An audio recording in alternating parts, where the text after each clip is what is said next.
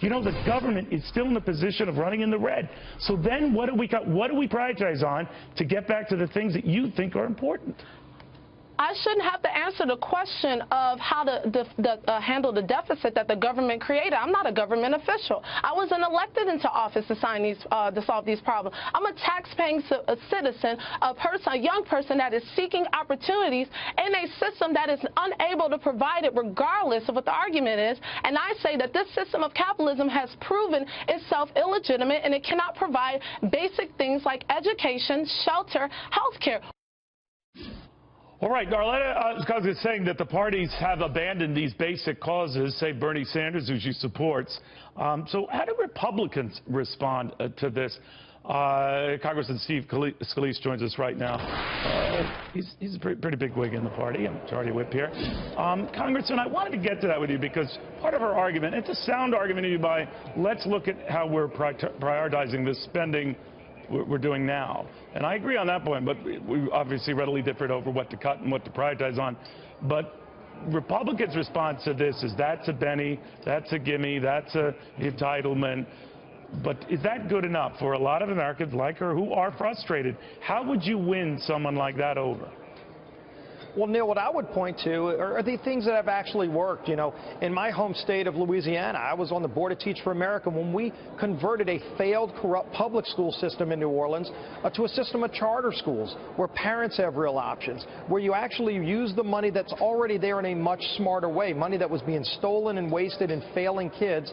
With the things that were already being done, we actually created a system of charter schools where now you've actually got kids that are learning that weren't learning before. How is it that the party, and you're pretty good at this, but I mean, how is it that many at the party have not been? And when it comes to the candidates, they all sound like they don't care about people like Darletta, or they don't care about a rabid base that looks like, oh, they're just Bernie Sanders kooks. How do you try to win them over?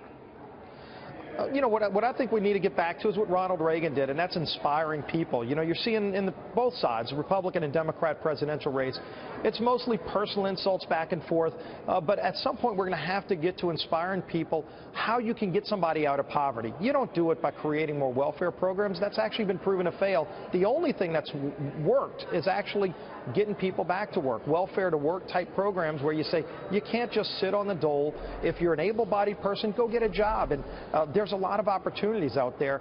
We've got to do a better job of encouraging people to break free from the system where a kid right now, they're complaining about their student loans, but it's mostly because they can't get a job because the Obama economy's failed them and they're living in their mom's basement on Obamacare. They don't want to be living in their mom's basement. Let's create real opportunities by stopping all of this, you know, tax the rich, and the rich basically means the middle class. That's what Obama's done. But do you think she makes the point, as does your leader for the presidential nomination thus far, Donald Trump, that the super rich should pay more, that they get away with a lot, that even Donald Trump, if he were to become president, and I'm sure Darletta Scruggs is not a fan of his, but even he agrees that maybe that group, which routinely finds clever ways to avoid paying taxes, should pay some minimum in tax.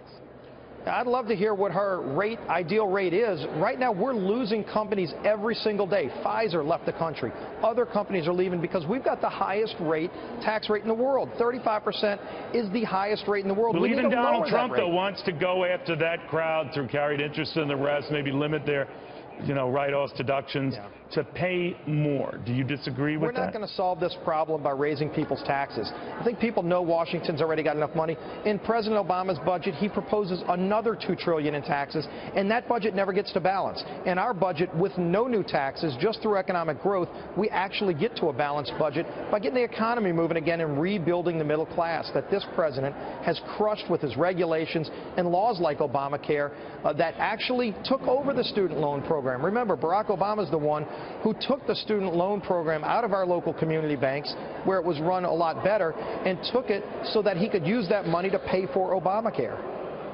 Congressman, thank you for indulging us on this breaking news and reaction to this young woman. I think it bears discussion, and I'm very happy that you were happy to discuss. We appreciate it.